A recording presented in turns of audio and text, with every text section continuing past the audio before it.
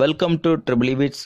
இந்த வீடியோ மூலயமா நம்ம என்ன தெரிஞ்சுக்க போகிறோன்னா டைப் ஆஃப் இன்டியூஸ் இஎம்எஃப், அதாவது எலக்ட்ரோ மோட்டிவ் ஃபோர்ஸை பற்றி தெளிவாக தெரிஞ்சுக்கலாம். டைப் ஆஃப் இன்டியூஸ் இஎம்எஃப்பில் ஃபஸ்ட்டு டைனமிக்லி இன்டியூஸ் இஎம்எஃப் இருக்குது, ரெண்டு ஸ்டாட்டிக்கலி இன்டியூஸ் இஎம்எஃப் இருக்குது. ஸ்டாட்டிக்கலியில் ரெண்டு டைப் இருக்குது, செல்ஃப் இன்டியூஸ் இஎம்எஃப், செகண்ட் ஒன்று மியூச்சுவல் இன்டியூஸ் இஎம்எஃப். அதாவது டைனமிக் இன்டியூஸ் இஎம்எஃப் வந்து ஜெனரேட்டர் அல்டர்னேட்டரில் இன்டியூஸ் பண்ணுற மெத்தடு. ஸ்டாட்டிக்கலி பார்த்தீங்கன்னா செல்ஃப் இருக்குது, ஆட்டோ டிரான்ஸ்ஃபார்மரில் செல்ஃபாக இன்டியூஸ் ஆகுறது, ஒரு காயிலில் தன்னிச்சையாக இன்டியூஸ் ஆகுறது வந்து self induce EMF. Mutual induce EMF வந்து டிரான்ஸ்ஃபார்மரில் இருக்குது. இதை ஒவ்வொரு டாப்பிக்கை பற்றி நம்ம தெளிவாக இந்த வீடியோ மூலமா தெரிஞ்சுக்கலாம். இஎம்எஃப் என்பது electro motive force. EMF induce வந்து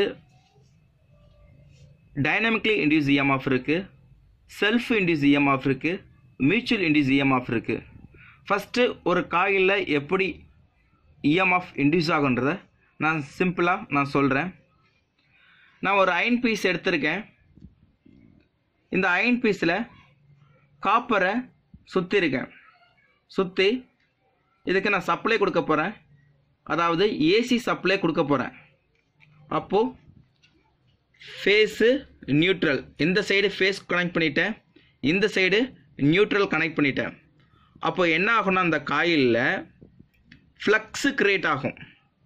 பேசிக்காக தெரியும், ஒரு கண்டக்டரில் சப்ளை கொடுத்தீங்கன்னா அங்கே ஃப்ளக்ஸு க்ரியேட் ஆகும். ஃப்ளோ ஆஃப் த எலக்ட்ரான்ஸ் போகும்போது ஃப்ளக்ஸு க்ரியேட் ஆகும்.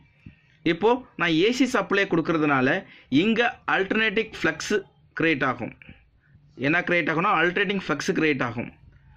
அல்டர்னேட்டிங் ஃப்ளக்ஸு எப்பவுமே சேஞ்ச் ஆஃப் ஃப்ளக்ஸை உண்டு பண்ணும். அதாவது இந்த வேவ் ஃபார்ம் பார்த்தீங்கன்னா தெரியும், இது AC wave form. First positive cycle, ரெண்டாவது நெகட்டிவ் சைக்கிள்.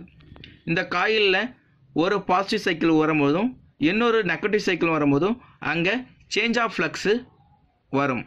எப்போ சேஞ்ச் ஆஃப் ஃப்ளக்ஸ் வருதோ அப்போது அந்த காயிலில் இஎம்எஃப் இன்டியூஸ் ஆகும். Dynamically induce EMF. Dynamic induce இஎம்எஃப்ங்கிறது ரெண்டு மேக்னெட்டிக் ஃபீல்டுக்கு நடுவில் ஒரு கண்டக்டரை டைனமிக்காக கட் பண்ணி இஎம்எஃப் இன்டியூஸ் பண்ணிச்சுன்னா அது டைனமிக் இன்டியூஸ் இஎம்எஃப். இப்போ பாருங்கள், இது ஒரு மேக்னெட்டிக் ஃபீல்டு, ஏன்றது ஒரு மேக்னெட்டிக் ஃபீல்டு, பிங்கிறது ஒரு மேக்னெட்டிக் ஃபீல்டு. இதுக்கு நடுவில் ஒரு கண்டக்டர் இருக்குது. இந்த கண்டக்டரு இந்த ஃப்ளக்ஸ் லைனை கட் பண்ணால் அங்கே என்ன இன்டியூஸ் ஆகுதுன்னா இஎம்எஃப் இன்டியூஸ் ஆகுது. இதன் மூலயமா இஎம்எஃப் எடுக்கணும், இஎம்எஃப் இன்டியூஸ் ஆகுது. இப்போது தெளிவாக சொல்கிறேன் பாருங்கள், இது ஒரு மேக்னெட்டிக் ஃபீல்டு இல்லையா? இது நார்த்து போல், இந்த பக்கம் பார்த்தீங்கன்னா இது சவுத்து போல். நார்த்து போல்லேருந்து சவுத் போலுக்கு எப்பவுமே ஒரு மேக்னெட்டிக் ஃப்ளக்ஸு போயிட்டுருக்கும், யூனிஃபார்மாக மேக்னெட்டிக் ஃப்ளக்ஸு போயிட்டுருக்கு. இப்போது இது ஒரு கண்டக்டர். இந்த கண்டக்டரை வச்சு என்ன பண்ணுறேன், இந்த யூனிஃபார்மாக போயிட்டுருக்க மேக்னெட்டிக் ஃப்ளக்ஸை கிராஜுவலாக, அதாவது முன்னும் பின்னும் டைனமிக்லியாக நான் என்ன பண்ணுறேன், கட் பண்ணும் போது அங்கே என்ன நடக்குதுன்னா சேஞ்ச் ஆஃப் ஃப்ளக்ஸ் நடக்குது. யூனிஃபார்ம் ஆஃப் போயிட்டுருக்க மேக்னெட்டிக் ஃபீல்டு வந்து கண்டக்டர் மூலமாக சேஞ்ச் ஆஃப் ஃப்ளக்ஸ் நடக்குது. இந்த சேஞ்ச் ஆஃப் ஃப்ளக்ஸ் தான் நம்ம இன்டியூஸ் இஎம்எஃப்னு சொல்கிறோம். இப்போது டைனமிக் பண்ணுறதுனால இது டைனமிக் இன்டியூஸ் இஎம்எஃப். இந்த படத்தை பார்த்தீங்கன்னா தெரியும், ஃபஸ்ட்டு கண்டக்டர் வந்து 90 டிகிரியில் இருக்குது. ஸோ எந்த இஎம்எஃப்பும் இன்டியூஸ் ஆகலை. கிராஜுவலாக 180க்கு வருது. 180 வரும்போது இஎம்எஃப் இன்டியூஸ் ஆகுது. 180 வந்தோடனே 0 பொசிஷனை போயிடுது. அடுத்தது பார்த்தீங்கன்னா இந்த டைனமிக் இன்டியூஸ் இஎம்எஃப் எங்கே பயன்படுதுன்னா அல்டர்னேட்டர், ஜெனரேட்டர்.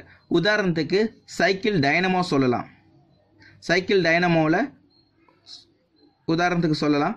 அல்டர்னேட்டரு மற்றும் ஜெனரேட்டரில் இந்த மெத்தடை பயன்படுத்தி தான் நம்ம இன்டியூஸ் இஎம்எஃப்பை ப்ரொடியூஸ் பண்ணிக்கிறோம். Self induce EMF.